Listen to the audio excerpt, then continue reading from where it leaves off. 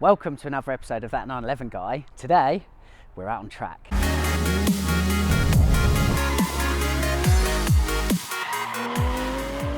Before any of the track action though, I'm going to give you a couple of snippets of advice that have helped me along the way. Disclaimer here, I am absolutely not Walter Rohrl, but what I would like to do is pass on some bits and pieces that I have learned from the track days I've done over the years.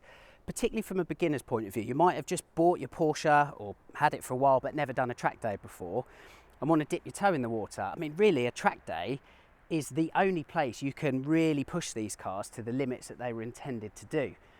So, if track day is your thing, we're going to split this down into like an itinerary of what you need to prepare before a track day. We're going to split it into, as I say, between car and driver. We'll start with driver, which is all going to be in here.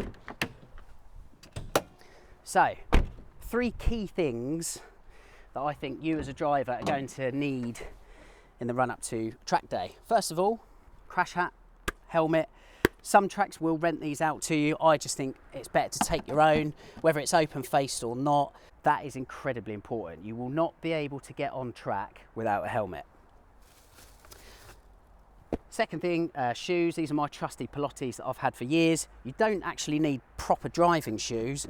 What you can't have is an expectation you're going to turn up to track day in flip-flops or Timberlands or any of that sort of nonsense. It's important that you have appropriate footwear that allows you good, unfiltered access to the car's pedals.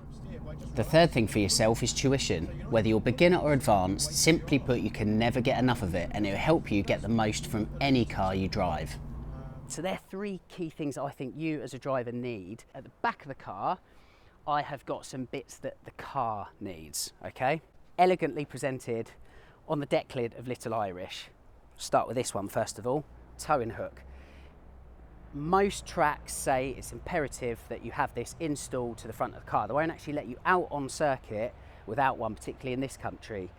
The reason I put this in here, it's obviously it's Billy Basic and damned obvious, but don't get to a track and then check your toolkit at the front only to find this isn't there. Check for it in the run up to your track day. At least you've got plenty of time to source one if you don't have one readily available. So towing eye is one of them. Fluids, again, so oil, the morning of at the very latest before you leave, check that you're suitably topped up. I think it's always good to just take some spare fluid just in case. Likewise with the coolant as well, just make sure you're topped up before you leave home. I've got here competition brake fluid. I've said in previous videos you can go down the route of upgrading discs and pads if you want better braking performance.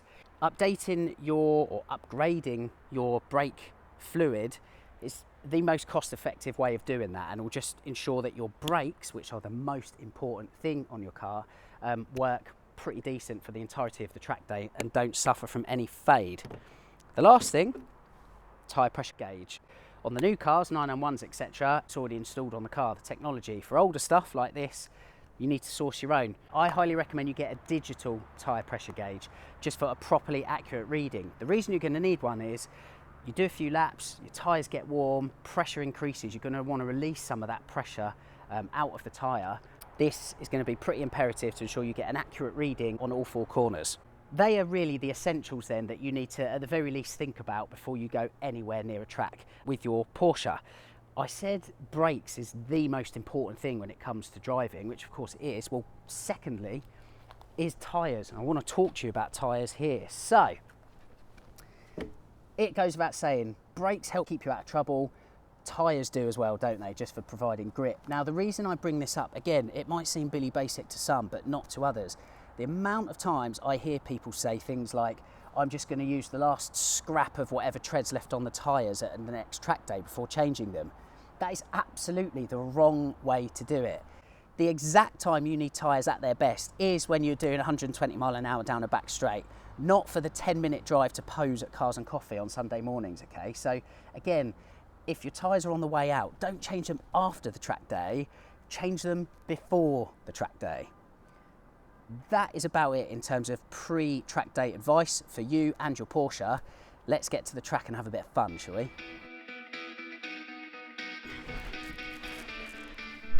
All right then, so before we head to the track, I just want to take this opportunity to say a massive thanks to BOTB, the very kind sponsors of this track day guide video. BOTB are the dream car competition company that give away 2 cars every week with the dream car and midweek car giveaways. In the dream car giveaway, there's also the opportunity to win 50 grand cash in the boot of your prize car. There are over 180 cars available online at botb.com. Tickets start from as little as 45p. Now, there's a sizable Porsche presence among the BOTB prize lineup as well. The two Porsches that have caught my eye include the 992 GTS, which is weeks away from first delivery, and a classic 911 as well. That really is the best value classic Porsche 911 out there, believe me. BOTB have given away more than 44 million quid's worth of cars over the last 2 decades. And you can be next. You have to be 18 or over to enter. Just hit the relevant links in the description below. Right, track time. Let's do it. And so to the track day itself, which had a sizable Porsche presence at the Guild of Motoring Writers' big day out at Castle Combe Race Circuit in Wiltshire. First up was the obligatory static noise test, where the car was obliged, in this case, to return a reading of under 100 decibels. Little Irish returned 97. Just under the limit. Then, with the car warmed up, tyre pressures were adjusted all round before I headed out on track to attempt to keep up with this lovely Mark I Ford Capri that recently raced at Silverstone Classic in the 2019 50th anniversary Ford Capri Cup. Again, I'm not Walter Rohl, so the idea is to just show you the sort of fun that you can have while staying safe out on track.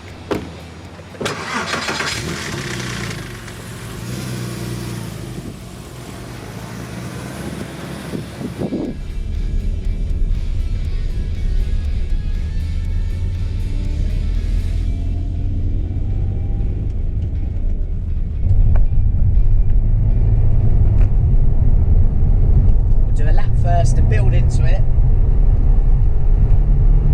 See how we go.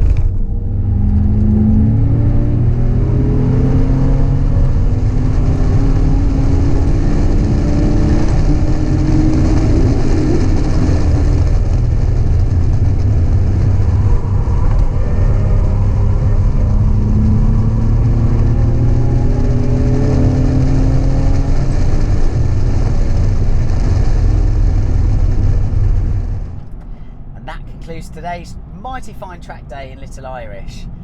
Things I'm taking home with me, well, quite literally, a load of bug splats across the windscreen, this driver pass that I can't wait to take off my arm, and the classic hat hair as well, so that's all good. In terms of my car, I think the big win from today has been the Michelin Pilot Sport 4s. What an absolute phenomenal tyre that is. So much grip. I've never experienced that level of grip before in a 996, just oodles of it. And again, tyre really, really communicative. You may have seen on the video I turned traction control off after a little while because, again, as great as the system is, and it is generally effective, there's a couple of times where it cuts in perhaps a little bit too early for my liking. It's a primitive system after all, 25 years old, so I actually found it was probably better to just turn that system off, just listen to the car in terms of what it's telling you. But in any case, the Michelin Pilot Sport 4s were the big win for me. The big fail on my car was these seats. Not so good if you're just trying to sit still in your car instead of sloshing around the interior like a loose object. So these comfort seats, which I've made plenty of noise about previously as to being woeful, they are going to go. To conclude proceedings, I've got 3 top track day tips for you for when it comes to the aftermath. The first one is, don't be a wally when you drive home. Leave all of the competitiveness and the testosterone and all the rest of it on the track. That's why you paid your money to have that liberation and to have that freedom. Don't bring it out onto the public road, you'll only get in trouble. The second thing is, don't forget to adjust your tyre pressures back. Basically, that means put some air in your tyres. You'd have likely taken some air out at the track. When your tyres are running very hot, you need to put that back in. Don't forget to do that. And lastly, the most important tip here is, do not underestimate how tired you might be on your way home. You've had a full day again of adrenaline pumping through your body, particularly if you've got up early to get to the track day. Fully expect to just have a kind of crash of adrenaline on the way home. Have a coffee or even pull over and have a kip on the way home if need be. That's about it. Again, just to reiterate the disclaimer I said at the top of the video, I'm certainly not Lewis Hamilton or Walter Rohrl. In terms of advice, take from the video what you need. You may have your own bits of advice for track days that you'd quite like to share with enthusiasts. Pop them in the comments below. Again, it's to the benefit of everybody watching these videos. The last thing to say, don't forget to like and subscribe. It means when I drop a video, you get to see it first. Other than that, I'll see you again soon, on road or track.